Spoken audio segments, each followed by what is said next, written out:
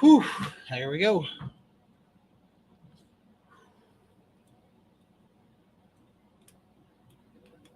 Can you guys hear me okay? Testing 1, 2, 3.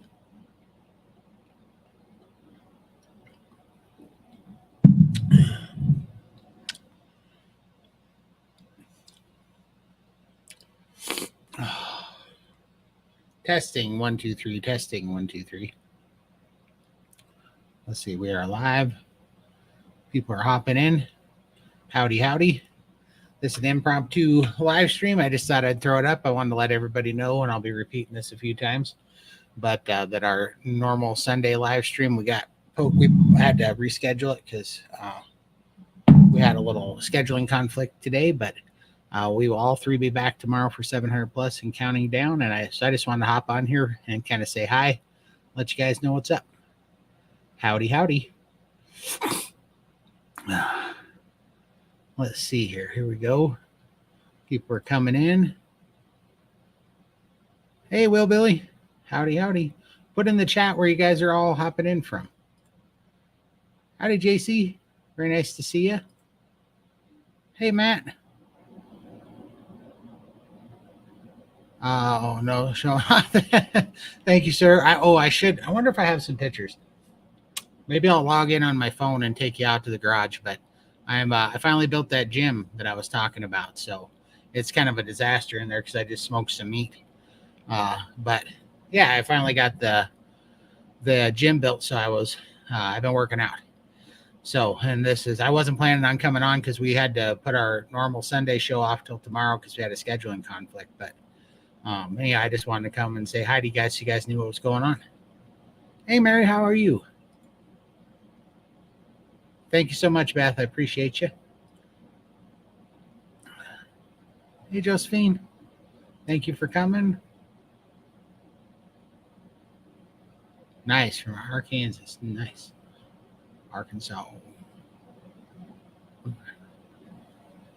I know. The dog will be back. She's still here.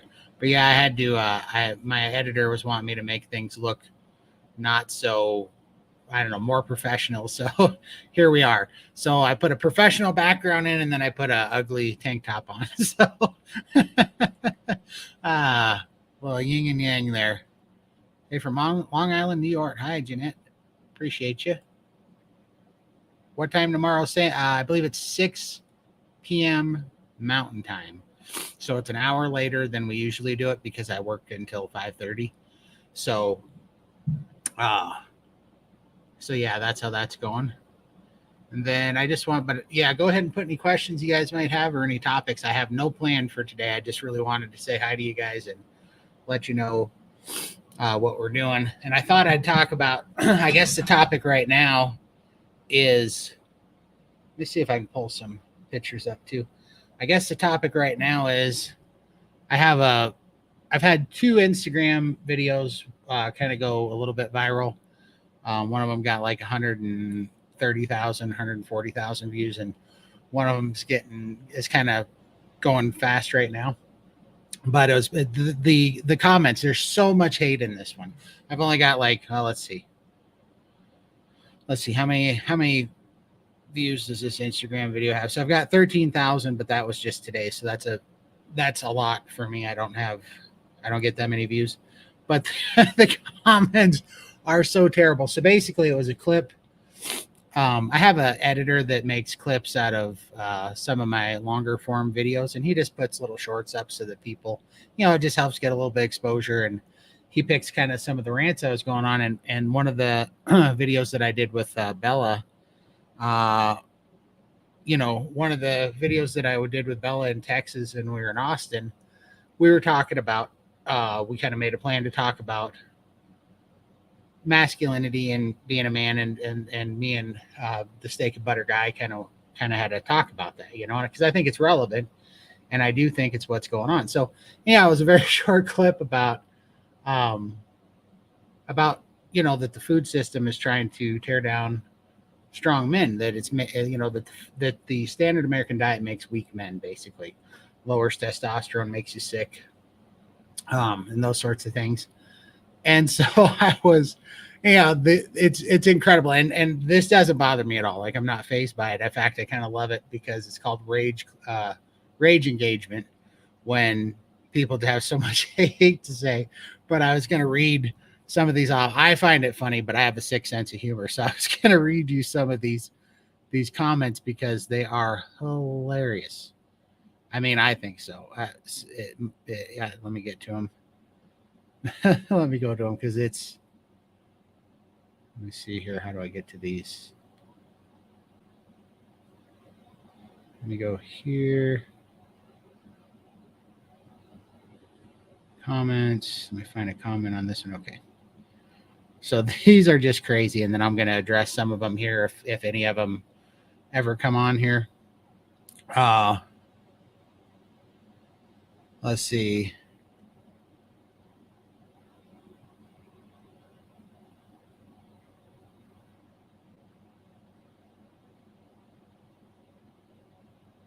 Here we go. I'm pulling it up now.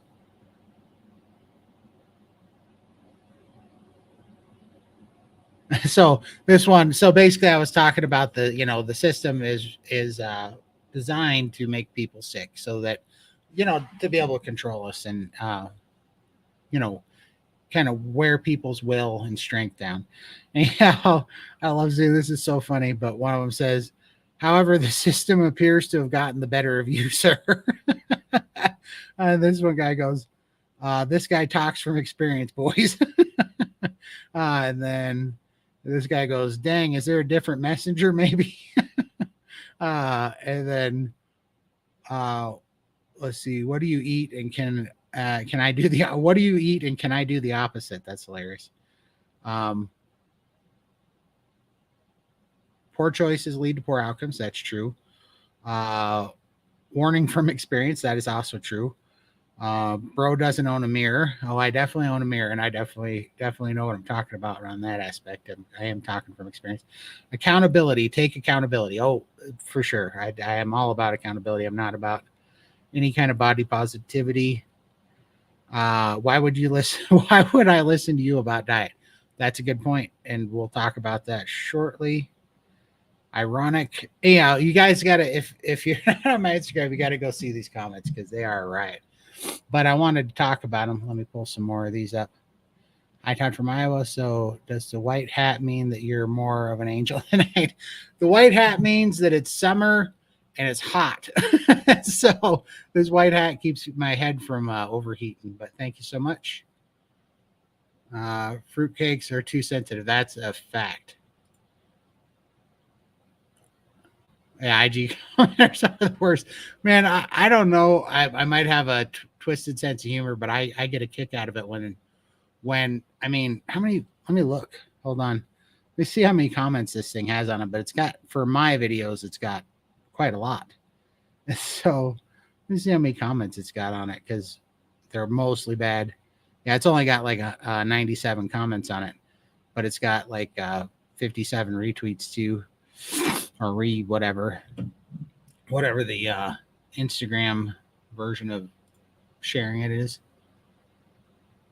What else can you do? It's funny that these people they get so opinionated in a 15-second clip. And there are some people, I don't know, maybe 5% of the people in that comment section that have a brain. I mean, they're even saying, regardless how much weight this guy still has to lose, doesn't make him wrong, right? And the biggest thing is, and this is why I wanted to get on here too and just talk about it because I thought it was funny while it was going off.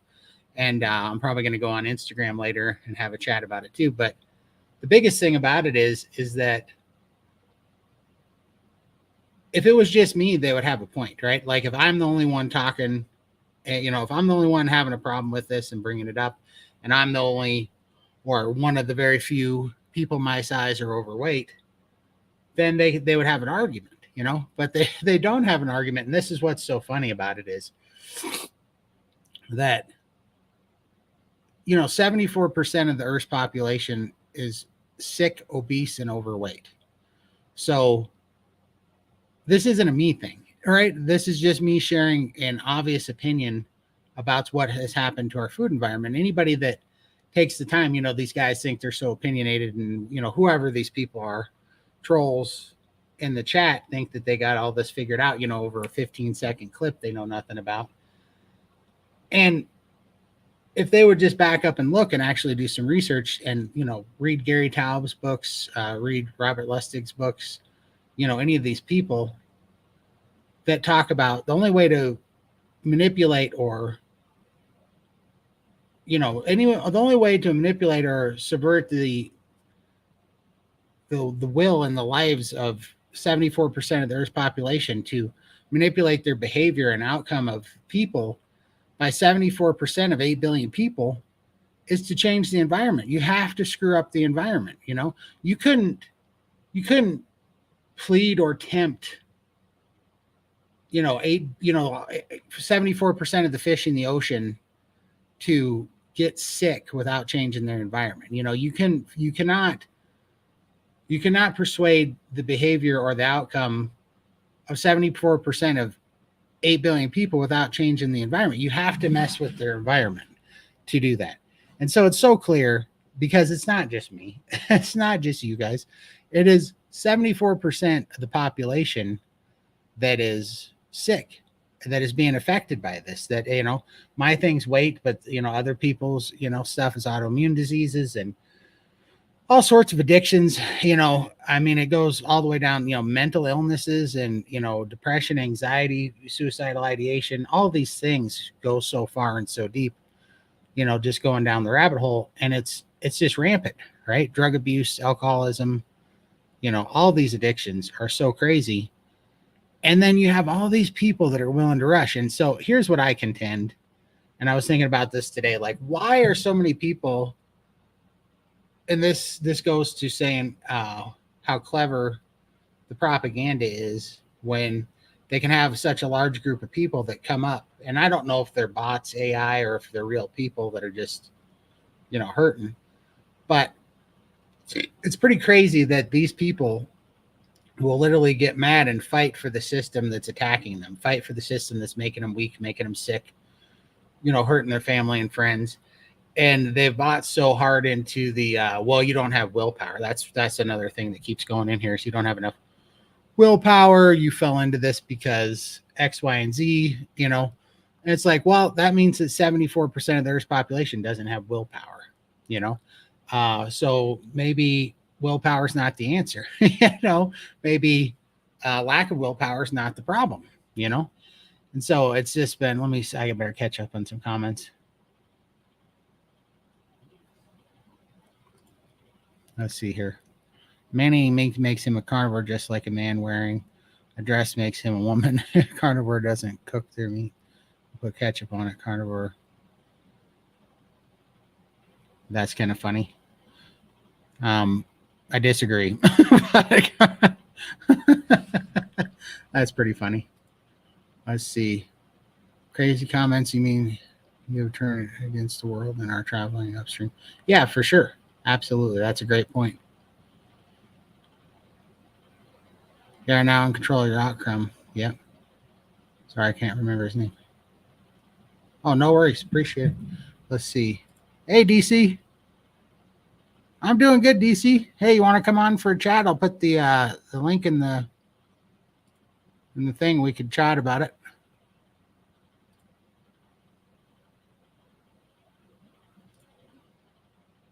All right.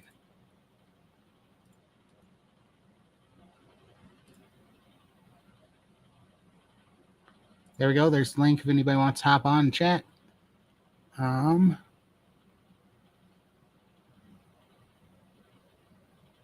Yeah, exactly, Dr. Nelson. If you only know your side of the argument, you don't know much. That's a fact. Oh, thank you so much. I sure appreciate it. And I actually really love these conversations because I've gotten way past the point of even being irritated with them, because now I just look at it and, for sure, if you put a 15-second clip up of somebody that's still 150 pounds overweight, people are going to be like, why is this guy even talking? And I totally get it. That was one of the biggest hangups of why I start my YouTube channel earlier. Hey, there's DC. Hey, buddy. How you doing? I'm doing good. What's up? Not much. Yeah, my pleasure. Ah, I'm that's just awesome. close that out the window. There we go. Nice. Right on. So How you been? apparently carnivores don't cook their meat. That's hilarious, isn't it? What a uh, dumbass. it's so funny. People, people in their people, people in their opinions, man. It's so crazy. Yeah, usually like it's like hey Josephine, how you doing? It's like Bart K always says, everyone's got an opinion and everyone's got an asshole and they're usually full of shit. Right. For sure. I mean, that's what I don't know if you're here for, but that's what I was just saying a little bit ago is that uh, I've had a couple of Instagram videos do pretty well, and one of them's happening today. It went off and got like 13 or 14,000 views today, and along with it came the craziest, stupidest comments I've seen yet. Of just hate. It's like 99% hate, and I was loving it so much. Like right now, I should be doing our normal show right now, but Lindy had a appointment she had to make, so we postponed it till tomorrow. So I just thought I'd hop on as a placeholder, tell everybody what's going on, and then talk about this Instagram post because it's so funny. It was just like a 15 or 30-second clip of a conversation I had with Max the Steak and Butter guy, and we were talking about how the standard American diet is also designed to make weak men, to make men weak for control. Yeah, well, actually, this morning I've been working on. I'm just putting some information together. With trying to put some. Actually, this week I'm working on a video talking about testosterone, hormone production, and the standard Western diet, or actually, I suppose, yeah, around the world, when you talk about diets, like a lot of these vegans and I don't throw them wet heads, because honestly, they just got nothing going on. But they don't understand that the vegetarians around the world are mostly, like 95% of them are vegetarian because of economic reasons. They just don't have the economic access to a meat diet, like an animal-based diet. Right. There are some places in the world that still don't have electricity, and that these people are just so ignorant as to what actually is going on around the world. And when they start saying, "Oh, this place is vegetarian, this place is vegetarian," that's not by choice. It's not by choice at all. But all these diets, vegetarian, anything that's high in carbohydrates, high in plant-based diet, it messes with your hormones, right? It lowers testosterone. And ever since, you can see a direct correlation as we eat less and less and less meat and less animal fats, the testosterone levels in men has gone down, and it has literally plummeted, to, off the chart records low. Yeah, I read an article about 2 years ago that said men's testosterone is dropping at such an alarming rate that in 30 years they don't know if men will be able to father children. Exactly. Yeah, that's exactly right. I know, and that's why it was incredible to me to read all these. I mean, not incredible. I'm not fazed by any of the stupidity on the internet anymore. But like, it's amazing how many sheep there are out there that will argue against their own demise, that'll argue against the truth, that and basically fight for the very system that's attacking them, that's trying to destroy them. It's it's incredible. But so yeah, it'd be a great topic to talk about. Exactly. And I want to address this comment too, because it says, I've been obese my entire life. I still believe that the willpower is a factor. It's not the main cause, but it does have an effect. Our internal dialogue either helps or hinders our willpower. So I think we got to break down what is willpower then. What is willpower? Because I used to think willpower is something you're born with. I don't think that anymore. I think willpower is actually information, and willpower is knowledge. You get willpower by knowing the enemy you're fighting and knowing what is happening. I got an immense amount of willpower. I think honestly, like, your willpower is going to be affected by your state of mind. Your state of mind is affected by what you eat. That too, Okay. for sure. 100%. But I mean, everyone has that internal argument, right? I mean, I still fight with myself every day. I will like, everyone has that lazy bastard inside them that just wants to sit down and watch TV and eat a pizza and do nothing all day. Everyone has that. Right? But Right. you literally, I mean, I literally will go to war with myself. And even when I was like more depressed and bedridden, like I was still in bed after treatments and things like that, I was sick, I couldn't move. I would still argue with myself, you know, like either crap or get off the pot, you know, like die now, get it over and done with, or get off your ass and do something. Right. You know, that would be my argument every day. You know, so I think we all have that. We all have that positive and that negative that we always have to struggle with. We all have that internal struggle. Right. But what makes it easier, I think, is one, your diet, because the way you think is directly related to what you eat. Okay, you know, how good you feel, all right, how good you think. But two is another thing is that you sort of build up a confidence of being able to do things. You know, like That's a if very you good point. take one step at a time, like each step will boost your confidence in that, you know, in that area of where you're going, sort of thing. So you know that even, you know, whenever you start anything, it doesn't matter what it is, you're always going to be a little bit nervous, a little bit quiet, a little bit shy, that sort of thing. But every step you take, you sort of get more confident and you sort of build up that confidence in that area. And confidence is a very big factor when it comes to willpower. Because if you're not confident in what you're doing, you're not going to have very strong willpower to continue. Right. And that's what I'm saying right there. So I don't know. Let's take my little 20-month journey here as a example. I beat myself up for 38 years about willpower, and that what was wrong with me was I didn't have it. I was weaker than other people. I was broken. Something was wrong with me, whatever, all this crap. Right. And that kept me pretty well locked into all the bullshit, you know, but when I started listening to Gary Taub and Robert Lustig and how they laid it out about the only, and I said this a little bit earlier, but the only way that you can affect the outcome of people's health for 74% of 4 billion people is if you change the environment, and there's an effort, right? And so that was the first time that I stopped looking at me, and all of a sudden I started realizing that we're under attack, right? Like this is a coordinated attack against us.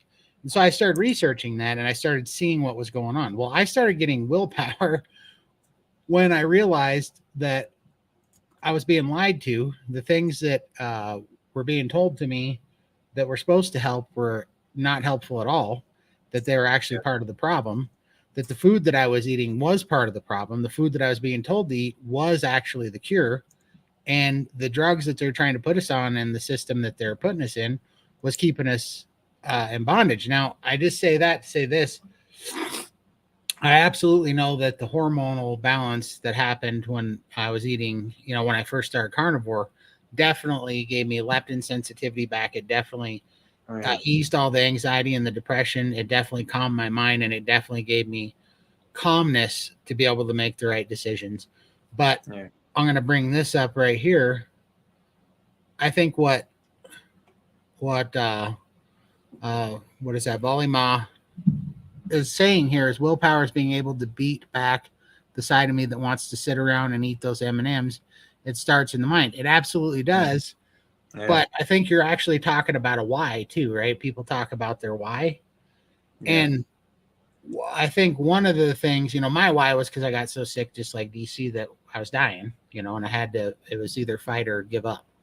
But also now my why, because I'm not dying anymore, but my why is that these sons of bitches killed my brother and my dad. They're trying to kill me. And now every time I see sugar or those things I used to be stuck on, I think, why in the hell would I want to fund the the terrorists that are have a war on me and my family and my friends. Like, why would I want to put money in those people's pocket and make them stronger so that they can attack us? You know? Yeah, that's exactly right. People don't understand too. This really is a war. These people, and it's a war that we didn't know we were in. Right? They've been waging war on humanity. Really, this is these food corporations, and when you talk about the food industry, it is the biggest industry in the world. The food industry is the big. People say big pharma and all this. No, the biggest industry in the world is food. All right. So when you're talking about politics or anything like that, you have to think about like this is what is behind it. Right. And we are paying for it. They are going, taxpayer subsidized in most countries, and we are funding them directly as well because we get addicted to this garbage that this poison is killing us all. And it's not just I'm not just talking about junk food and like eating pizzas and like candy all day. I'm talking about the health industry, the fitness industry. These are all part of the food industry. They are. The fitness industry is trying to sell everyone all these highly processed, basically junk foods, but they're labeled health foods.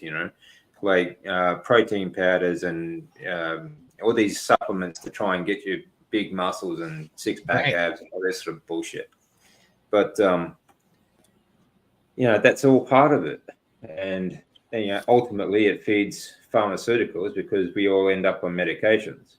Exactly. Yeah, and it's like, what is the difference, right? It's all BlackRock, it's all Vanguard, it's all the same assholes, and it's food companies, drug companies, chemical companies, the war machine. That's all that it all is, and it's all about power and control. And it's all. And what people don't understand is like one of their arms. I mean, just another one of their arms is the media. The media pushes this stuff. This is like that.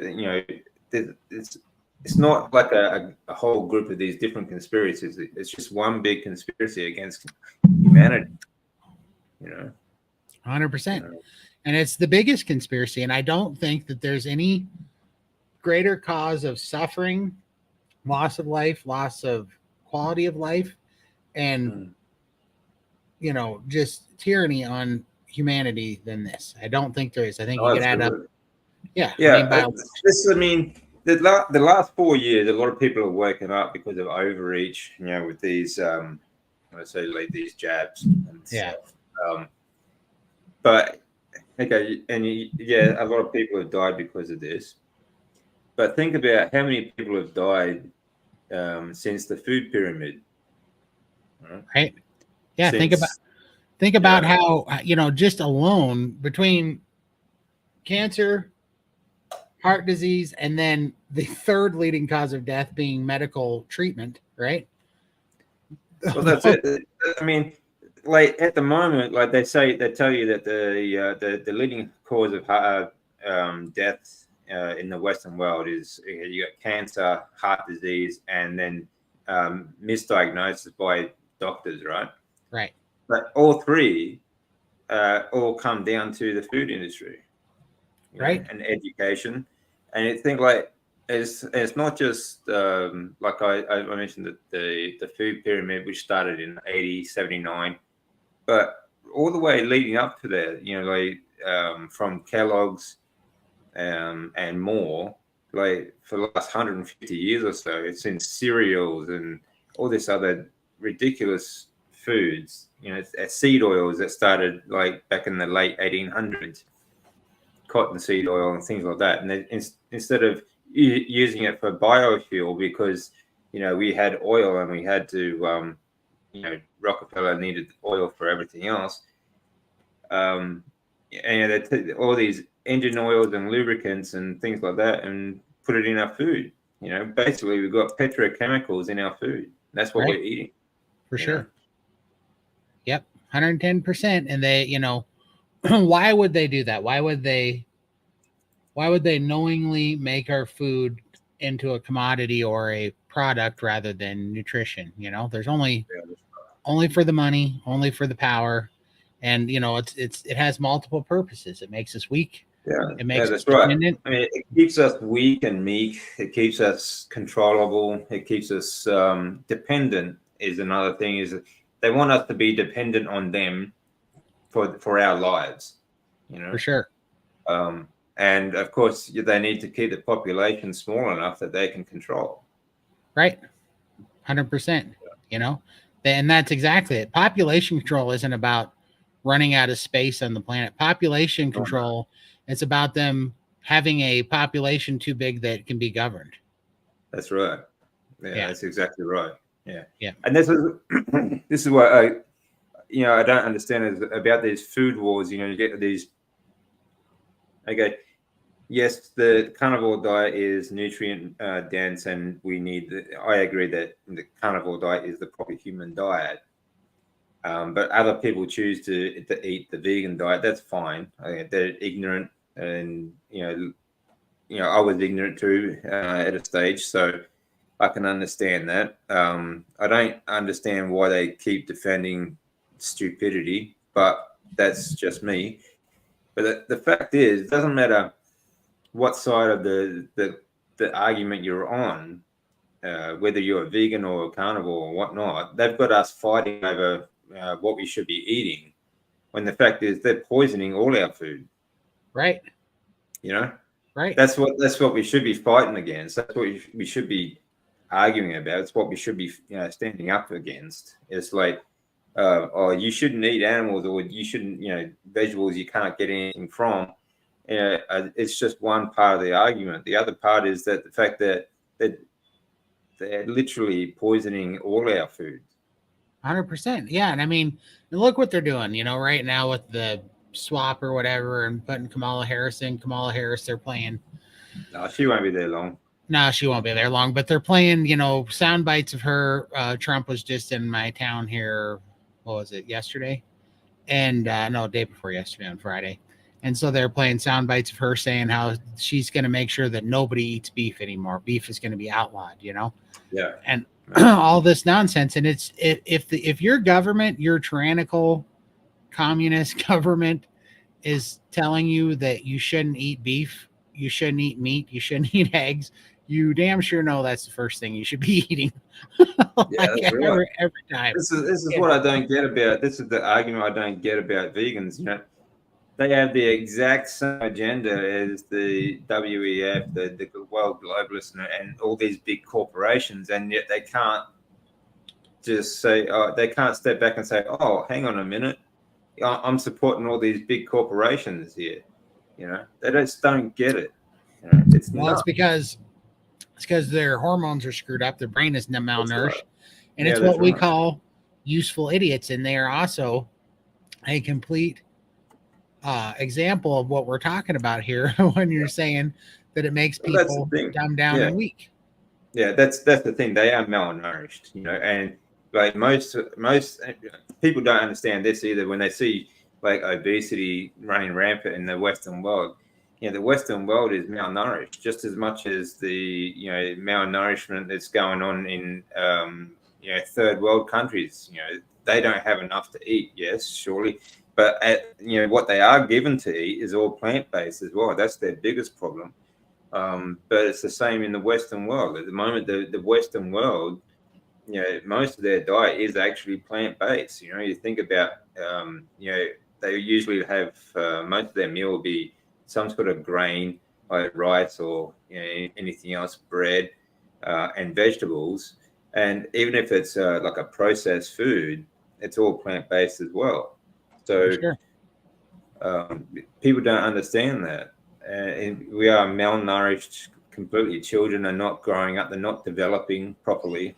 I know even I wasn't. I grew up malnourished. My whole life I was malnourished.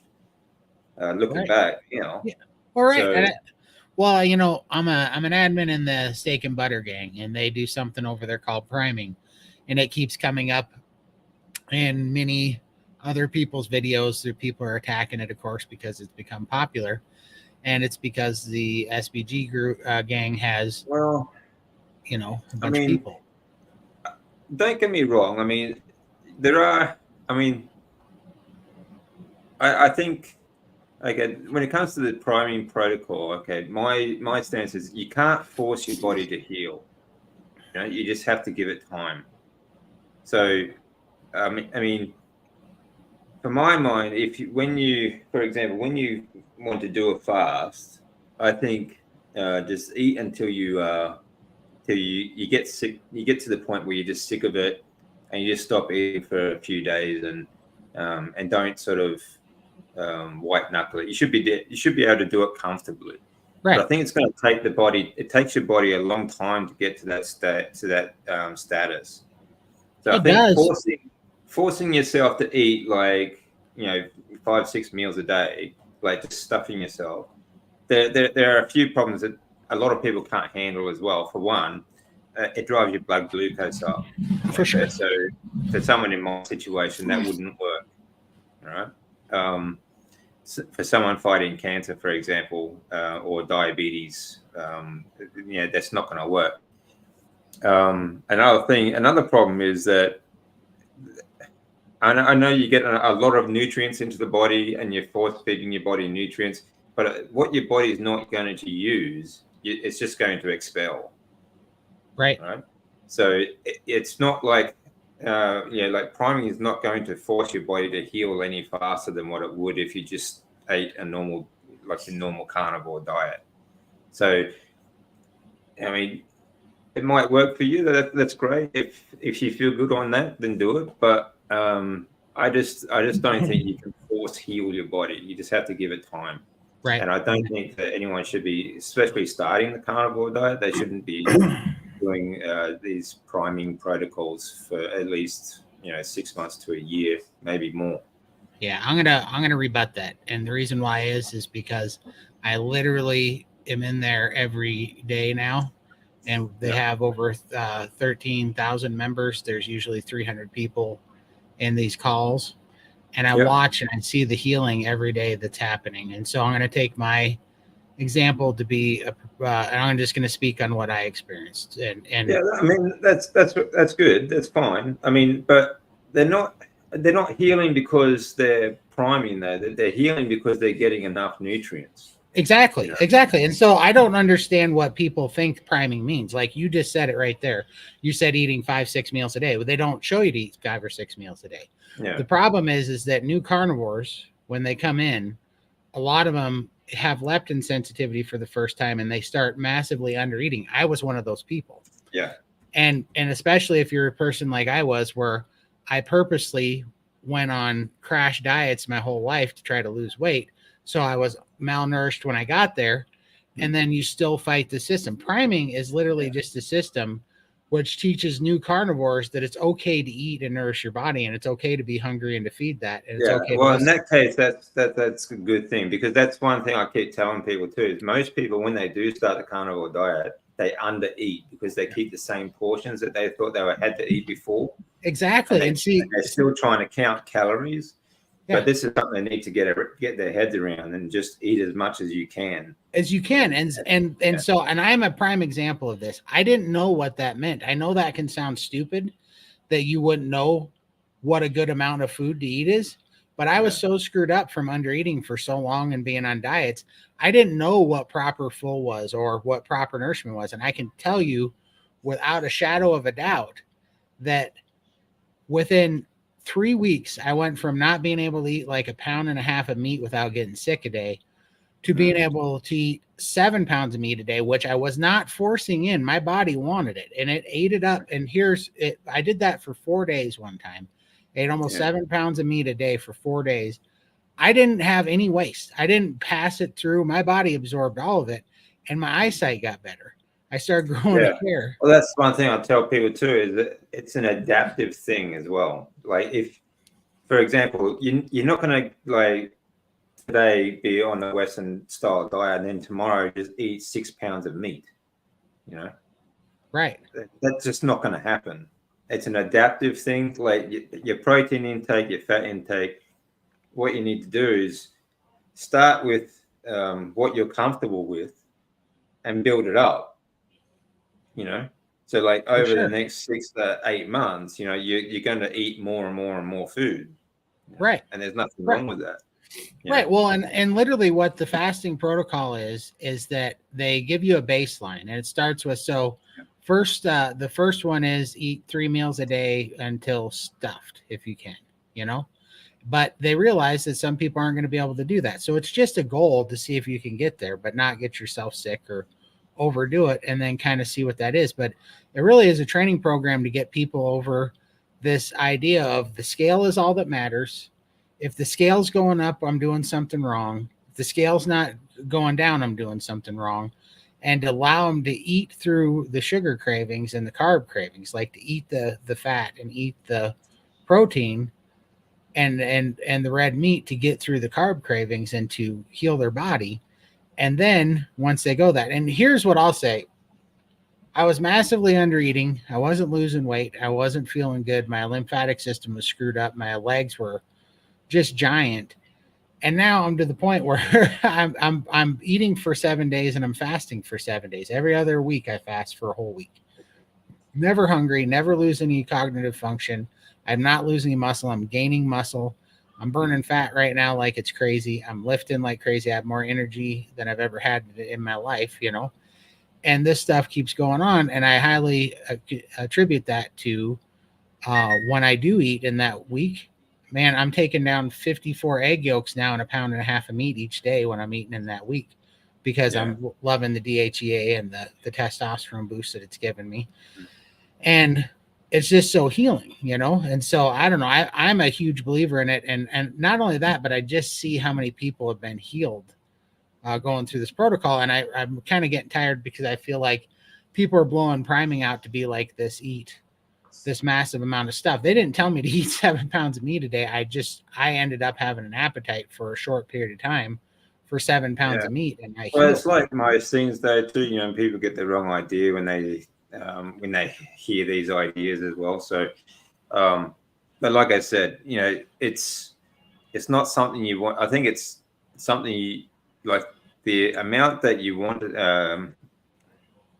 like if you want to start taking a large amount of any kind of like a protein or fat for your body, you really need to do it over a period of time for your body to adapt to it.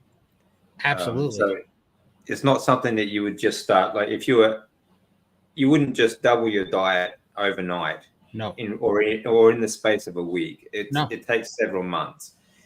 So that's something that people need to get their heads around too. So when the people, I think that maybe that could be explained a bit more when people talk about priming. Yeah, I think it should be, because they don't tell you that, hey, you got to eat 4 pounds of meat today or whatever. No, they go, whatever you are eating now, just try to break it up into 2 meals and eat an extra few bites, you know, try to get it to 3 meals.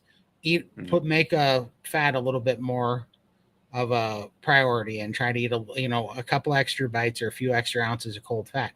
And it's literally just a coaching over 4 to 6 months of getting you to the idea that you're not trying to restrict food. You're trying to eat more food, and you're trying to get your body to see that, basically the premise is that you're trying to get your body in a safe state where it knows that you're not in a famine, that there's plenty of good meat and fat, and that your body can heal and be comfortable and go, okay, I can eat this. I can let go of some of this weight. I can heal the body. And then a healed body that feels pretty safe, like it's in a good environment, that's got good, healthy, resources around it for building blocks and food and nutrition. Well, your body will relax and it'll stop being in this fight or flight mode all the time, Yeah, that's true. Yeah. Yeah. But, there's a lot of health benefits to fasting, also for hormone production as well. Yeah. Like when for testosterone, for example, your testosterone levels actually get higher from fasting because your cholesterol levels go up. Yeah. Actually going back to that subject before, a lot of people, that's a thing. I've seen so many videos on YouTube talking about like how to boost testosterone, and they all talk about eating nuts and grains and shit. It's like these people are insane. you can't digest these foods. You can't break them down. They rot in your colon. You get absolutely nothing from these foods, right? Herbs, spices, and all this other garbage. The simplest thing, it's always the simplest thing. Our body is actually operates very simply on fat, proteins, and cholesterol. So fasting. I think like you're doing now. You're still doing like a 3-day fast every week. No, I'm doing a 7-day fast every week now. So now I eat for 7 days and I fast for 7 days. Oh, okay. Yeah, that's and cool. the reason why I did that was because I was doing 84 hours on and 84 hours off, but the refeed was taking too much time because I was needing a day and a half roughly to get my gut to reculture so that I could digest food. And then I was down to only having like 2 days that I could eat to kind of reprime, if you want to call it that, or even a day and a half to be able to go on another fast. So now it works better where I eat in a 7-day window, which means I get like I broke a 7-day fast yesterday at 3:00. All I could have yesterday was two cold meat sticks because that's all that digests very well, some cold meat. On the first day. So I just had 2 cold meat sticks yesterday. But then when I woke up, I was ready to go. My gut had cultured pretty good. And then today I had 2 pieces of New York steak and I had 36 egg yolks. I couldn't get 54 in today. But I take them in 18 egg yolk. I just drink them and I just take the yolks and I just do it in 218. I do it 18 yolks at a time because that's about it. If I have any more than that, I have a gluconeogenesis problem and a glucose spike, So I stay under that. So if I stay under 18 eggs in about a 2-hour period, and then I'll go on another 7-day fast next Saturday. That's the thing too. When you're talking about priming, like you just saying, you get a glucose spike, right? Mm-hmm. This is what people are trying to avoid a lot of, especially when they're going on carnivore diets. So when you talk about people with those problems such as diabetes, cancer, inflammation, other things like that, and you start talking about priming, they're going to get very nervous because they're going to get those glucose spikes because they're eating more. Not only are they eating more food, they're eating more often throughout the day, and those glucose levels are going to stay high. Right. So and that basically it just is the same as a chronically elevated like glucose, which is going to fit whatever problem they're having. 100%. And so what we show is that for sure some of those people have to, if they're having that problem, instead of eating 3 meals, then we will say, why don't you break it up into 4 meals? But also we highly prioritize fat, over protein. Definitely fat over protein, but I think there should be a certain amount of time before they start doing that sort of protocol. Like they should be. Hello, Robin. I think they should because they also should have an adaptive phase, like period as well. So I think I wouldn't start anyone on that sort of protocol at least until they've been doing carnivore for at least a year. For the first 3 months, they've adapted onto the carnivore diet themselves, and then the next 9 months their body is healing, and then maybe they could do a priming protocol before fasting. Right, that would be fine. But here's one of my questions with that, and this is why we start priming very first, is because when you say just adapt to the carnivore diet, that's why we do priming, to adapt, because most people fall off because they undereat and they don't know how to eat through the sugar cravings. Well, I mean, look, again, that comes down to undereating, and I can see how the priming protocol will help people get past that undereating sort of phase. But again, like that's just something that you have to talk people through. You just have to tell them, look, just eat until you are full. Right. And this is why I love the SBG gang, because they have 5 open chats with coaches there every week. Plus they have priming, fasting, sugar addiction calls every week. And then they have doctors there. You can ask questions, but every day in real time when these people are going through day by day these struggles, when they're about to fall off the wagon, when they're having cramps, when they are having diarrhea because they ate too much fat, they don't know all the tricks. They come in, and then and what happens is these people, I watch this happen. They're able to get them through the beginning, to get them off the sugar cravings. They're able to watch them heal, and then the next thing that happens is these people start getting really discouraged because they're gaining some weight at first. Well, Yeah. they don't understand composition changes. They don't understand that a healthy body weighs a little bit more, and your body's not super worried Yeah, about. but I mean, again, there's a lot of explanations about that around without priming, though. You know, like cramps, for example. You know, I know when people start carnivore, they say, "I'm getting cramps. I have to have electrolytes. I have to have electrolytes." A lot of it's not due to electrolytes. A lot of it's it can be a lack of circulation because they're just sedentary people that are not moving. You know, so Yeah. you get cramps in the lower limbs. Another one is a lack of protein because again they're under eating.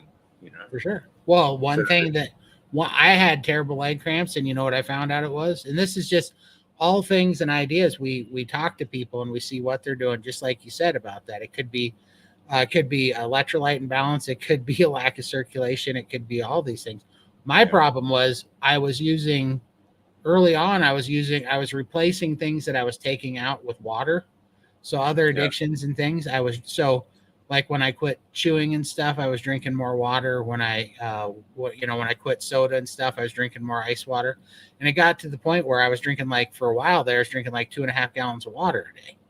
Well, that was causing my leg cramps because I was washing out all my electrolytes because I was just running fluid through me. it also washes out all your proteins and your fats. It stops you from absorbing because water is very fibrous as well. So it's it just flushes out everything that you've eaten, especially if you eat around meals. So yeah, you flush out all the fat, all the proteins, and you're losing everything. So basically, people just drink too much water.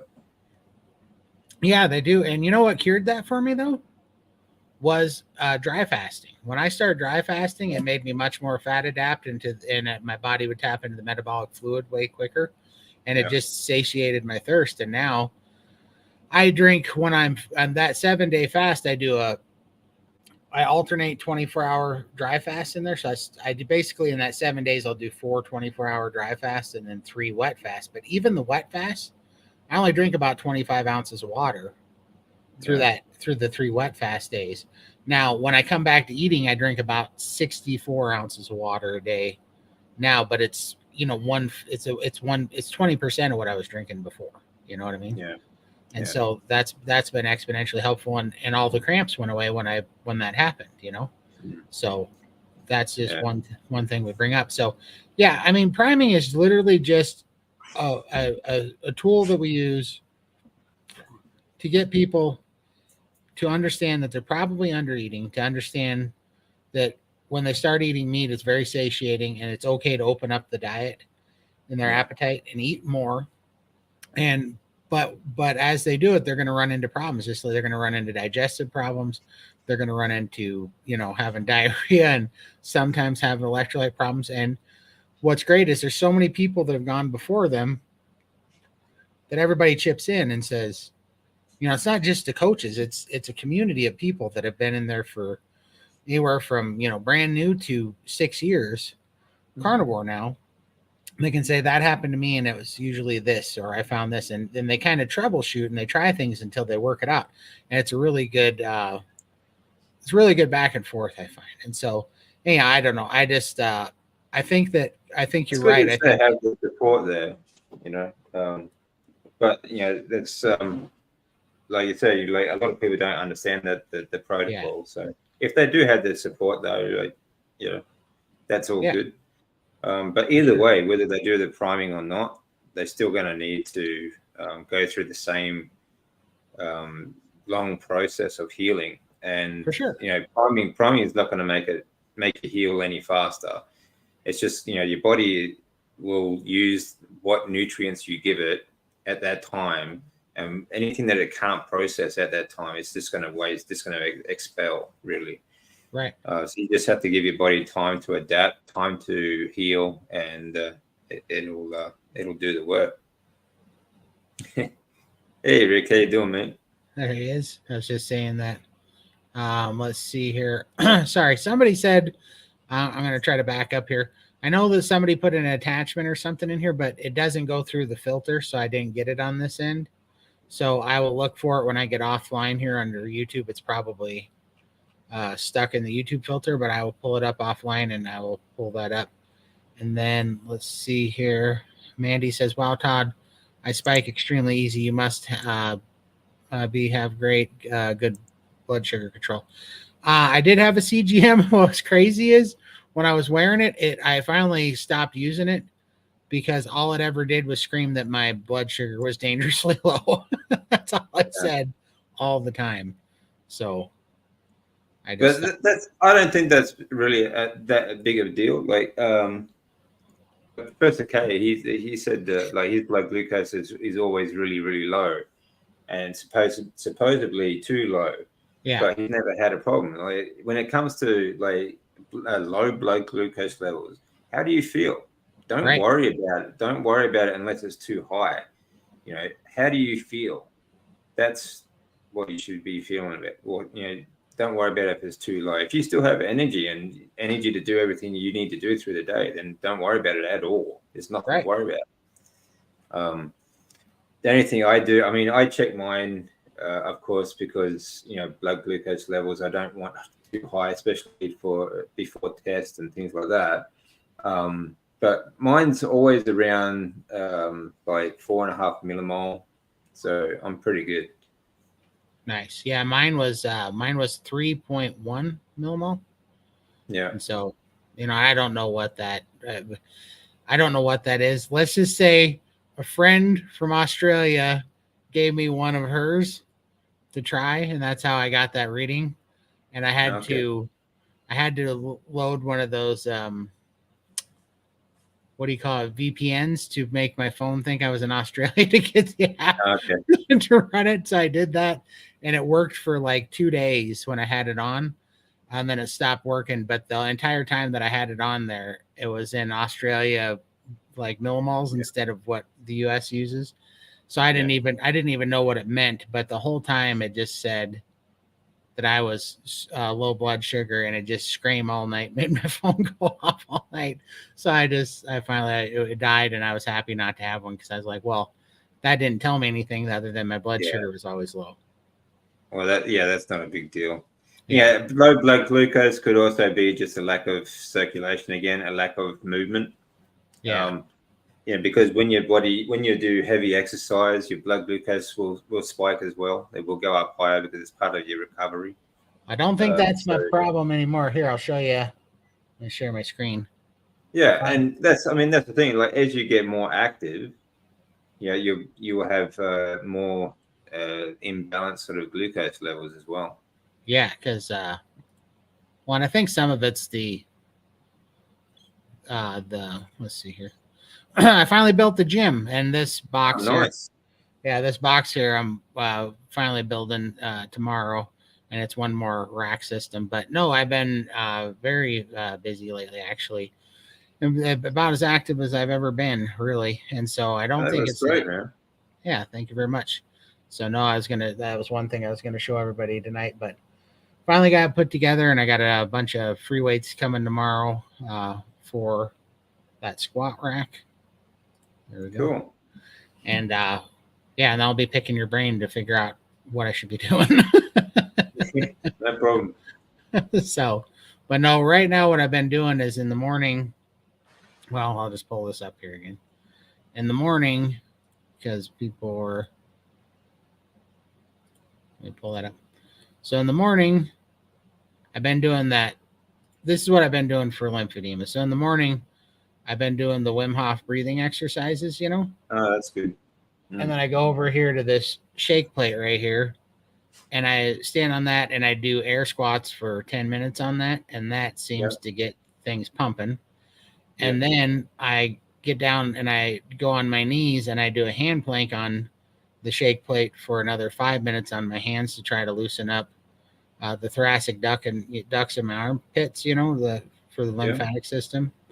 And then I get off of that and I come over to this exercise bike and I do, every other day. So one day I'll do 10, 15-second sprints on the exercise bike, doing O'Mara's sprint protocol, And then the next day, if I've done the sprints on there, I'll go to this hit axle and I'll do sprints. I don't know if you've ever seen a hit axle, but you pedal that with your arms, Yep. And I'll do 10, 15-second sprints on that the next day. And once I'm done with that, I go to the rebounder and I do 10 sets of 100 calf raises on here to try to pump the lymph fluid out of my legs, Yeah. And so I go through that. And then when I'm finished, I go back on the shake plate for 10 minutes to try to shake out some of the lactic acid. And then I go over here to the incline bench and I just do incline dumbbell presses, shoulder presses, hammer curls, skull That's crushers. a good workout. Yeah. And that's what I've been doing so far. So that's excellent, man. Well done. It's working great. I've been very happy because it took my right calf down from 35 inches in diameter to 27 inches in diameter. And that is a huge, huge difference. Like it's a massive difference. And my left came down from 36 and a half inches in diameter to 28 and a half now. So, that's excellent, man. Yeah. That's why I keep saying, actually, I did a live the other day. I was talking about the lymphatic system and just calf exercises, not just good for your lymphatic system, but also your venous return, your blood system as well, because all that, when it goes down to your lower limbs, like that needs to be pumped back up to the heart and to the rest of your body as well. You end up with deep vein thrombosis and things like that. So it's good. Circulation is really very, very important, not just for like cramps, deep vein thrombosis, lymph fluid, lymphedema. These are conditions, pretty serious conditions, and very easy to fix purely with circulation. For sure.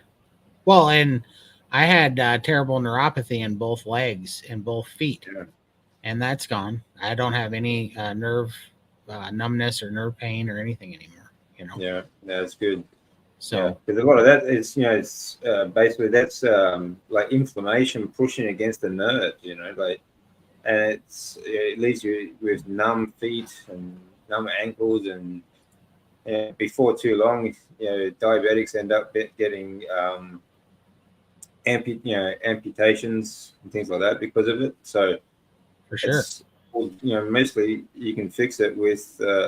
Obviously, got to fix your diet, but circulation. The body is built to move, and three biggest keys to healing your body is: one, remove the cause of the problem. Okay, so fix the diet, and two, is circulation. Okay, it's like you need to move your body. Your body is designed to move. For sure. And of course, three, give yourself a nutrient dense diet.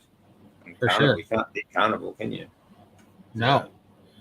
Jeremy, thank you so much for the super chat. Huge fan from San Antonio. Just curious what your walking protocols are. Walking plus carnivore is amazing. I try to get 10,000 steps per day. So that's good. That's awesome. I don't honestly walk much. I started off on the treadmill and I was having, I was in pretty rough shape, but I was having a hard time getting, a mile and a half in a day over a period of tries on it. And I just, I just get so bored walking. But I was listening. Do you guys know, do you know Dr. O'Mara's protocol, DC, on sprinting? Oh yeah. Yeah, and so I was that's kind of a thing a lot of people are looking into. But what resonated with me about Dr. O'Mara's sprinting protocol was I thought back, he basically has this portion that he talks about. I'm trying to find a picture here, but he has this portion where he talks about, there we go, where he talks about that long distance runners and walkers end up being more thin and lanky, kind of lean, lanky, thin. And sprinters end up being very muscular, and because sprinting causes a lot of growth hormones. Well, that got me thinking. One of the times that I lost a bunch of weight, I was playing a lot of softball and I was in the outfield, and one of my favorite things that I like to do was sprint, running after balls, but for short sprints, for a 10-second or 15-second sprint. And the craziest thing happened to me when that happened was I wasn't lifting weights or anything. I got very muscular doing it, and I didn't know why. And he said it's because that causes growth hormones. And so I was, what happens is what actually happens is when you sprint, you recruit more muscle fibers, the larger muscle fiber groups. Okay, you got fast twitch and slow twitch muscle fibers. Right? The fast twitch are usually the biggest ones, and there's usually more of them depending on muscle groups you're in. And for example, in your legs, your quadriceps, mostly fast twitch muscle fibers. So when you see these big Olympic sprinters, they got these really thick legs. Their quadriceps are really large because those muscle groups are recruited most when they're sprinting. But another thing is that when you do high intensity work, not only do you recruit more muscle fiber, but you also produce more testosterone and with that HGH, human growth hormone. Exactly. All right. So whether you do high intensity interval training or you do high intensity training in the gym with resistance training, you're going to produce more testosterone. You're going to produce more human growth hormone. Another thing is that you're going to lower myostatin. Okay. When you are doing high intensity exercise, your body lowers the production of myostatin, and myostatin actually inhibits the protein uptake of your cells. So you actually get when that lowers, you also get more or better recovery. And you sort of, if you do high intensity work, your myostatin will actually lower for about a 24-hour sort of period. So you are increasing growth hormone, increasing testosterone, recruiting more muscles, and you're going to uptake more protein as well. So you get bigger muscles. Right. Whereas long distance runners like marathoners, the fastest or the fastest marathon runners, the best marathon runners are all very ectomorphic sort of style, very long, skinny legs, skinny bodies, very thin, but they can still have quite a lot of adipose tissue and also visceral fat, organ fat, I should say. Right. So because they eat a lot of carbohydrates, generally speaking, I'm not saying all of them are, but most of them do. But it does not suit the body to have, like if you're doing a long distance run, say 26 miles, 42.2 kilometers, it does not suit the body to carry large, heavy muscles. So the body adapts to carry lighter, smaller muscles. Okay. So it makes you faster over a long distance. Right. And, when I was in my 20s, I did marathons and triathlon and things like that. I did Ironman and things like that as well. But you can, your body will adapt to the sport that you prefer. Okay. So, right. For gymnasts, for example, they do high intensity resistance training. So they're very bulky, male gymnasts are, not the female gymnasts. Sprinters, they are that shape because they sprint, because that's their sport, so their body adapts to their sport that they do. Marathon runners are very skinny and very slim because their body adapts to the sport that they do. That's just the way we are built. Okay? Right. Yeah, 100%. Well, and to answer your question, that's why I kind of stopped. I watched Dr. O'Mara's protocol, and and everything he said was spot on, DC, and he went over a lot of that too. And I got to thinking, one challenge that he said was go look up long distance runners on Google and look at the images, and then look up sprinters. And that reminded me because I was always curious. One time, I'll put up a picture, but one time when I was doing the sprinting in the outfield and I was on a diet, I got muscular, and for no good reason. I got traps and shoulders and biceps and chest, and it all just filled out just running in the outfield for no good reason. I was basically on a 17-month fast pretty much at the time, and I lost like 300 pounds back then. But when I remembered that, I was like, okay, so that is very true about the sprinting. So long story short, I stopped walking on the treadmill and I started doing bike sprints because I don't want to hurt my knees just yet because I'm still a little heavy to be trying sprints. So I'm doing bike sprints right now, and then I'm walking. I mean, walking can still be a good exercise, though. It's a good circulation exercise. It's also, if you carry load as well, it's going to be more beneficial because you're going to recruit more muscles as well. So rucking, for example, like carrying a backpack full of sandbags, which I do regularly, is very good for a full body workout, really. That's awesome. It's not really about the distance that you do. It's really more about how much you can carry over that distance as well. So that makes a lot of sense. Well, I'm working all this stuff in now. It's kind of new to me, so I'm going to be seeing. I just look forward to keep adding things to it and see how far it can go. Yeah. No, it's definitely not air conditioned. That's the thing. Like you can. The only limitation you have is what you think of. Yeah. Well, and to me, I'm a huge Jordan Peterson fan, and I love how he basically talks about adding things in little bits at a time to grow a large regimen rather than overloading yourself, Yeah, and that's right. At first. And so basically that's what I'm going into for sure. Yeah. Okay, Todd, you have plenty of room in your garage to expand, recommend cold plunge, tub, and also infrared sauna. Those two are both, well, I don't know about the infrared sauna. I got to figure that out. What is it? Huberman says they don't get hot enough. I don't know if that's true. Okay. Heat treatment is good. Heat treatment, I use heat treatment. Like if you, but like you can do it like even just a bath, like a mineral salt bath, as hot as you can stand it for like 20 minutes at a time. Yeah. We do the same thing.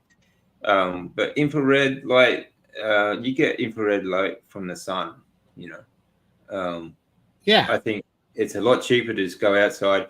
One thing you could do is to do conditioning work outside in the sun. Well, I'm kind of tan right now because one thing I've been doing. So I do the workout in the morning as when it's a little bit cooler, but then I go out for an hour at lunchtime on my lunch break, and I get a bunch of sun. And I get hot, and because I found that just being out in the sun is helping me burn off a lot of weight. I don't know what it is, but it definitely helps mobilize fat. Yeah, it does. Sunlight affects your hormones as well. Like it also helps you produce, because it stimulates your liver to produce more hormone D3 for a start. And D3 is like a pre-hormone for every other hormone that you make, including, which also comes from cholesterol. And at the same time, because you're producing the D3, you're producing more testosterone for another reason. But you also get IGF-1. Okay, so there's IGF is a insulin growth factor. It's an insulin-like growth factor hormone and there's 1 to 6 of these. Okay, so IGF-1, and these just going out in the sunlight will help your body stimulate your body to produce these hormones by yourself, which obviously is great for burning fat, putting on muscle, and it also charges your mitochondria as well, because we basically your skin is a solar panel, Right. grounding and sunlight. Okay, I love that infrared light. So being outside, barefoot if you can, is always going to be really good. So, I love doing outdoor work, outdoor exercise, like lifting, throwing tires, using a sledgehammer on a tire, rope pulls, all sorts of conditioning work that you could be doing outside. Or if you already finished your workout inside, then just being outside is going to help.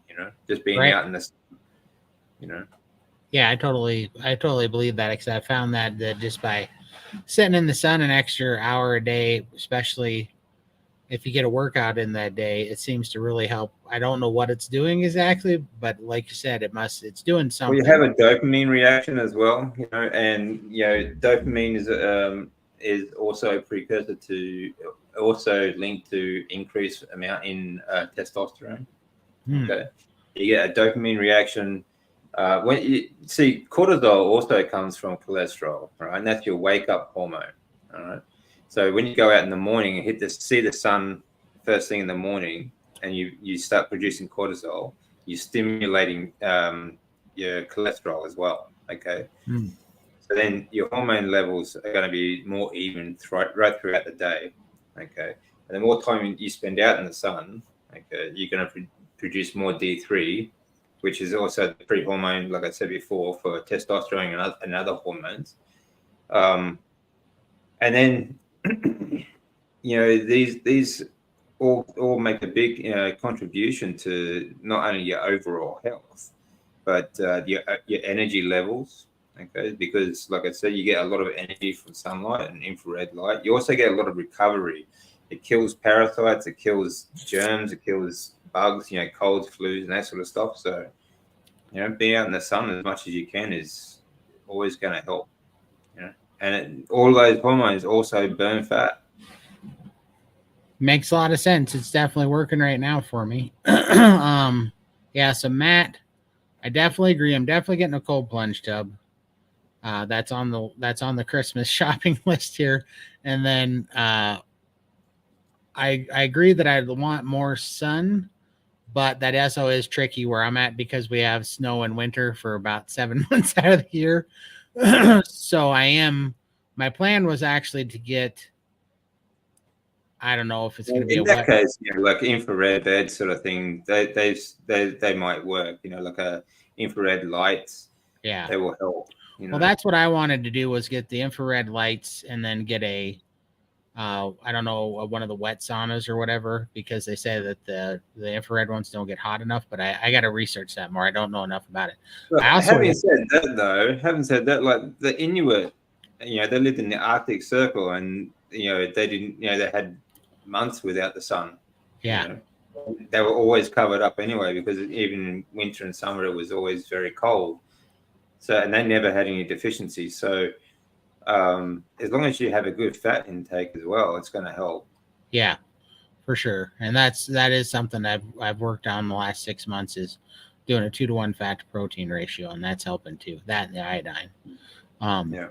But yeah, so Matt, I want to get a cold plunge, some kind of sauna here in the future, and then also red light therapy, those panels you put on the wall, and I'm going to get that figured out. I also want to get a hyperbaric oxygen chamber, because that looks incredible from what I've read about it. It looks pretty incredible.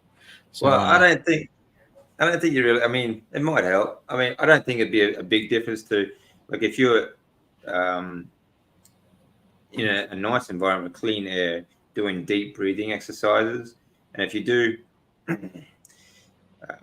excuse me, more advanced sort of deep breathing exercises where when you're holding your breath, you're doing push-ups, for example. Oh yeah. Without breathing, all right, you can you basically reset your thyroid gland and hormone production and things like that. So you can do, I think, just these deep breathing exercises will do just as much, or if not better, than a hyperbaric chamber. I think they're both probably really good, though. So I don't know a ton about hyperbaric oxygen chambers, but here's what I found intriguing about it. was it's right up the same line of stressors as cold plunges and saunas. And I didn't know this about hyperbaric oxygen chambers. And it's, so yes, when you're under 1.3 atmospheres, it puts more oxygen in your blood. And it also, what's crazy is that, right now as we sit, only our red blood cells carry oxygen. But when you're at 1.3 atmospheres, your blood plasma carries oxygen. So you have more oxygen molecules in your blood when you're under 1.3 Gs. But what's really amazing is not when you're under the pressure, it's actually when you get out and the pressure is relieved.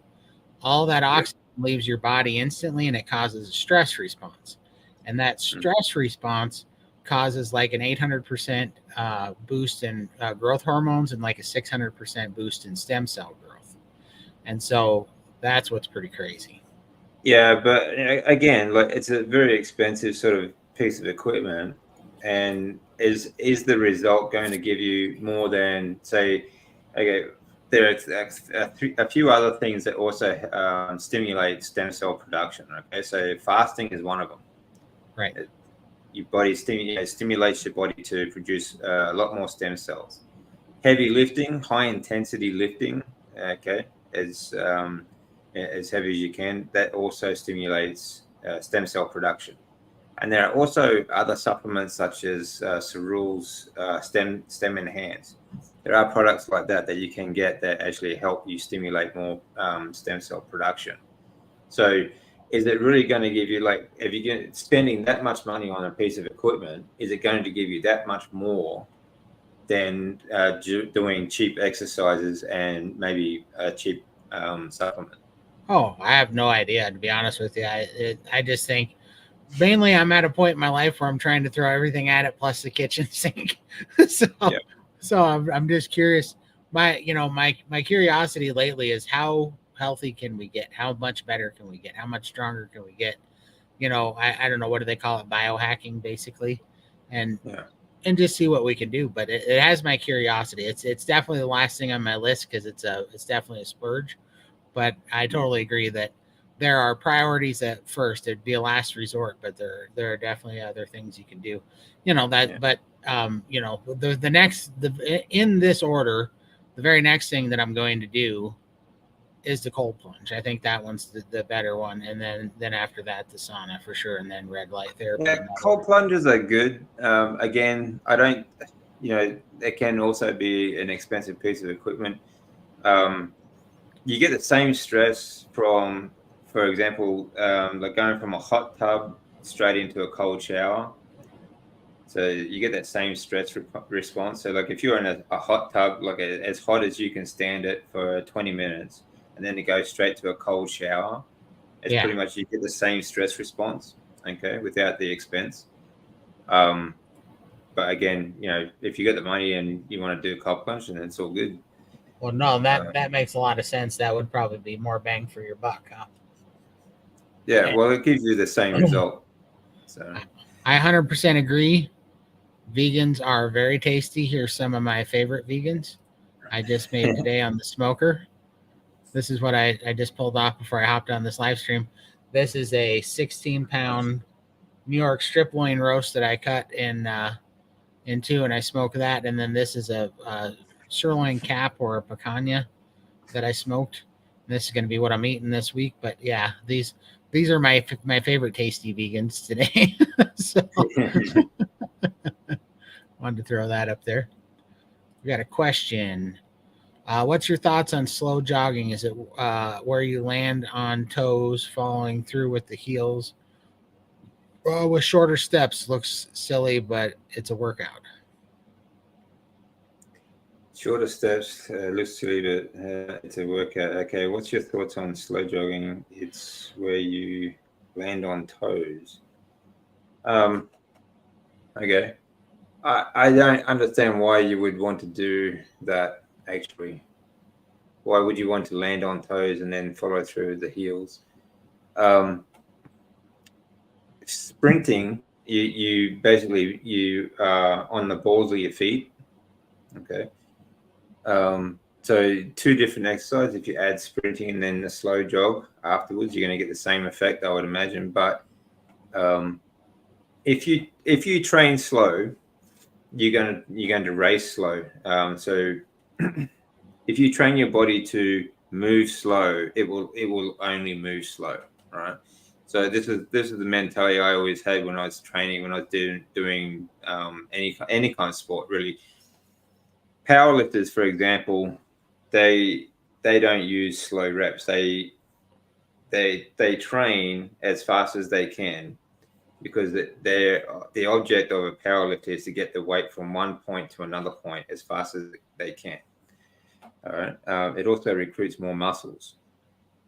Having said that, though, there are other ways that you can train, such as if you do volume over intensity, you can still recruit a large amount of muscles, or the same muscle groups, but it just takes longer to get there, sort of thing. So instead of doing 5 super heavy reps, you can do 30 moderate sort of reps and get the same result.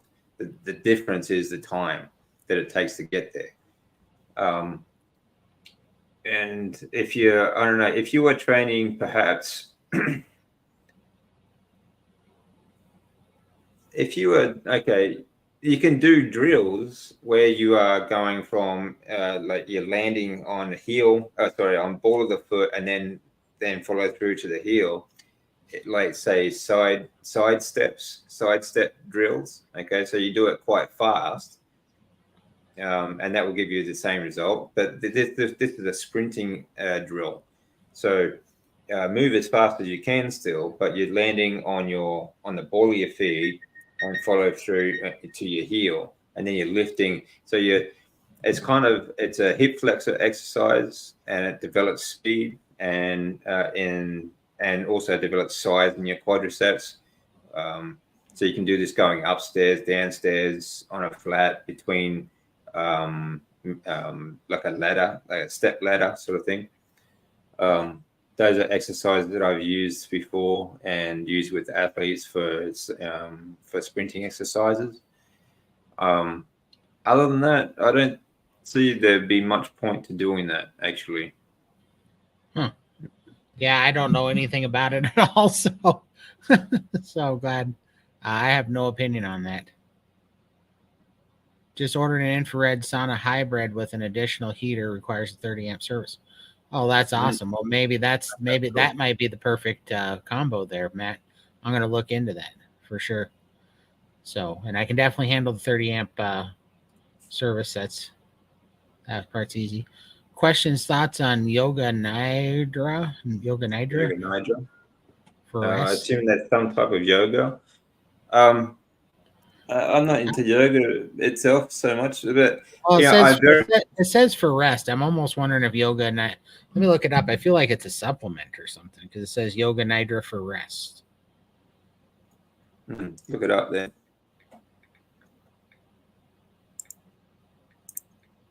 I'm very much into active recoveries. I think. Okay, I got you.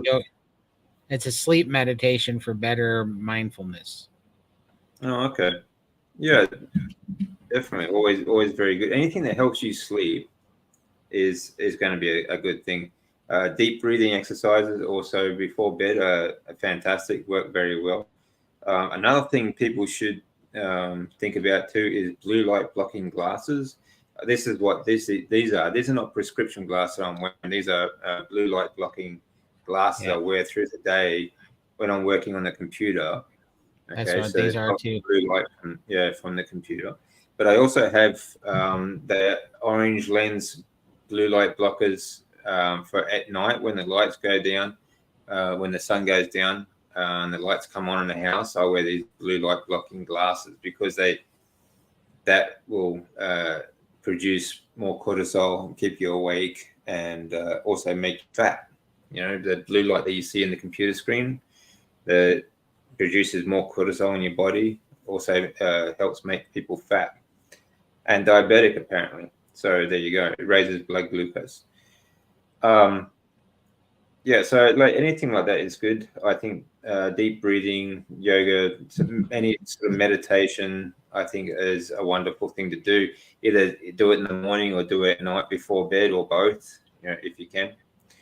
But when if it comes to yoga as well, anything I think anything that helps your body recover, and I think actively recover is far more beneficial than just, for example, going to the gym for an hour in the morning and then the rest of the day you just sit around and do nothing, or sit in a chair, or and go to bed, sort of thing. An active recovery is far more beneficial for your body, because you still need to get that fluid around your body, and those hormones to build muscle, to also to produce sleep hormones later on in the day, and to keep your body flexible and strong. So For sure.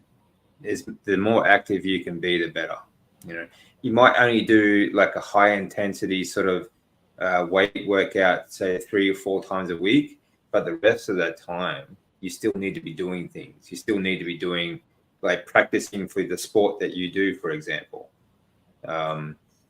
or some sort of active recovery. Question. Do you hold David, your breath throughout your 100 plus push-ups? I would imagine you would be a bit lightheaded toward the end. Yeah, no, I don't. When I'm doing deep breathing exercises, and if I do a longer breath hold, like more than a minute to 2.5 minute breath hold, then yeah, I'll do push-ups in that period. I'll do as much as I can. But when I'm doing what we're doing at the moment, we've got a push-up challenge this month, a push-up and sprint challenge and rucking challenge going this month on my Facebook group, the Carnivore challenge group. So it's just each morning it's just a 1 set maximum push-up challenge for the month. So I'm at 100 plus. Today is 12, so plus 12. So I started at 100. So now the challenge is this month, do your 1 rep maximum, and then every day do 1 more. Okay? Oh wow, that's awesome. Okay. So that's where we're up to at the moment. But no, that's awesome. I definitely breathe through that. That's awesome. Doc Nelson, hey, I got your email, Doc Nelson, and I put the link in the chat just now too, so that everybody can follow that. That's kind of work here. I take a hot shower, then cold water for 3 minutes or longer at the end. I will definitely give that a try. I bet that takes a little getting used to. Hey, good to see you. All right. Doc Nelson, try, if you have a bathtub, sit in the bathtub with like magnesium and other bath salts, as hot as you can stand it, for 20 minutes, exactly 20 minutes, no more, and then have a cold shower at the end of that. You'll feel a very big difference. Wow, that's crazy. I want to see here. I'm pulling. I think we caught up. Anybody got any questions? I think we caught up to you guys. I think we caught up.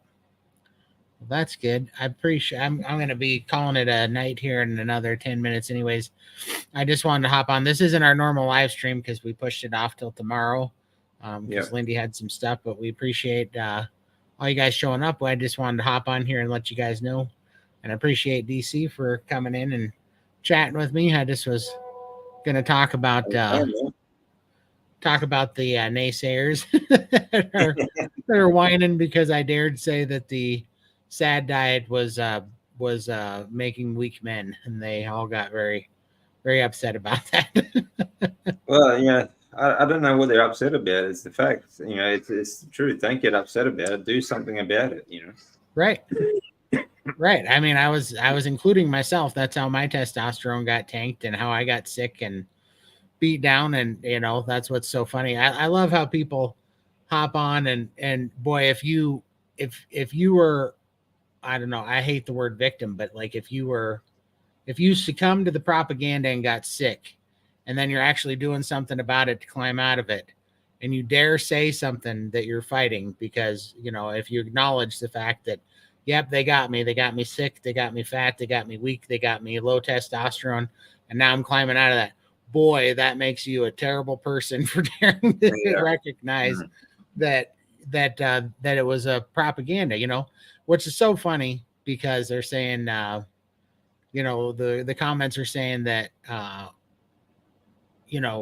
it's a self-control thing, that it's all this stuff, and it's like, no, it's a propaganda thing. It's an environmental thing that they've done to all Well, of there's a us. lot of things, and it's the same. They keep saying that's the same as saying it's a calorie thing. You just didn't control your calories. Right. I mean, people. I mean, they really are just so miseducated and indoctrinated and Yeah. malnourished. Oh, they are. So, That's the biggest thing. They're malnourished. Their brains don't work very well. They're very hormonal. Their hormones are screwed up. They're very emotional. And I think I think some of it is that if what we're saying is true, and if what we're saying is true, we're threatening their addiction to the standard American diet. It's an addiction. well, there is that too. I mean, I'm gonna tell you a story. Like, my uncle, he died a bit over a week ago now, and he spent much of his life as a type 2 diabetic. But his whole life revolved around going to the pub, drinking a lot, and eating junk food. Basically, Right. he wasn't obese or anything. He's quite slim, but he just kept on drinking and eating chocolate and all these other carbs and whatnot. And he just, as long as he kept injecting himself, he felt he was fine. But last week, he went home, he sat down on the couch, and his heart failed. Right. And that wasn't because of. That was because he spent so much time. It wasn't because of meat or anything. He had a very low meat diet, actually. But it was because he was diabetic and he kept feeding himself carbohydrates. He was addicted. He couldn't change. He couldn't change his lifestyle, and he didn't want to know about changing his lifestyle. He didn't want to know about, like giving up alcohol could save his life, or giving up the carbohydrates could save his life. He didn't even want to think about it. That was his lifestyle. That's all he wanted to do, and that's fine. I mean, you can't save everyone, and everyone has their own journey. Everyone has their own path to follow, and that's all good. But when you start fighting, like they're actually starting to fight to keep their indoctrination, like that addiction, that's just sad. Right. I gotta read this. This is because you're in Australia, and this is Michael just sent this to me on WhatsApp. But it says Australians will be required to submit ID to access the internet. The police must have access to the social media, including private messaging, all tied to their local social credit score system. Is that true? It sounds like it might be. Yeah, it's something new. Same as the UK now. They're arresting people for sharing a Facebook post. So wow. Yeah, where a young girl was raped by a so-called refugee, and he didn't get any jail time, but you share a Facebook post and they get arrested. So yeah, for 2 years I saw that, and that's looks like Australia is really following that.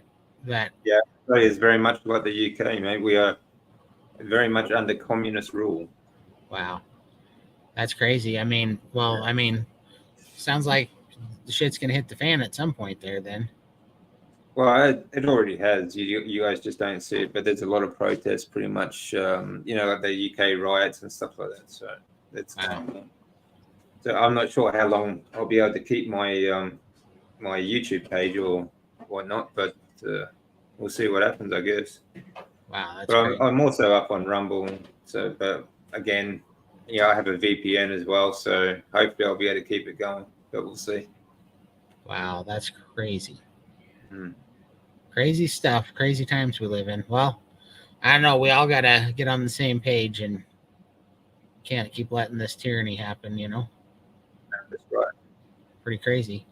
Well, on that note, on that happy note of communism and tyranny, you guys have a great evening. And I don't know. I'm going to pray about it all because that's where I put my trust is in God for these type of things. But I will see you guys next time. And you guys have a great evening. And I appreciate you coming by, DC. Yeah, no problem, man. Anytime. You all See have ya. a great day, everyone. See you. See y'all.